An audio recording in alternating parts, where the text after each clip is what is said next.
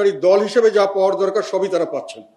এবং তাদের পৃষ্ঠপোষক হিসেবে যে দলটি আছে আমাদের, সেই দলগুলি জামাত ইসলাম এবং তার সঙ্গে আর কিছু দল, এগুলো মোটামুটি সরকারি, একেবারে সরকারি দল হিসেবে ওনারা যেটা যেখানে করতে চাচ্ছেন সেটা করতে পারছেন এবং সেইভাবেই সরকারি দল হিসাবে এনারা ফাংশন করছেন। তো সরকারি দল 3-4 ভাগে সকলে মিলেই একটা হয়েছেন। আর এক পাশে আধা সরকারি দল হলো বিএনপি, আধা সরকারি দল। এরা একবার 100% সরকারকে কন্ট্রোল করতে পারছেন না, কিন্তু মোটামুটি 50 ভাগের বেশি হলেও তারা সরকারকে কন্ট্রোল করছেন। তো সরকার কম্পিটিশন করছেন, সেই জন্য বলছি যে সরকারি দল, যেটাকে সরকার যাদেরকে গ্রহণ করেছেন যে আমাদেরকে এনারা আমাদের নিয়োগকর্তা এবং এনারা আমাদের অভিভাবক, এবং তাদের দিয়ে দল গঠন করেছেন, সরকার সর্বাত্মকভাবে সেই দলকে সমর্থন করেছেন এবং সেই দলের 2 জন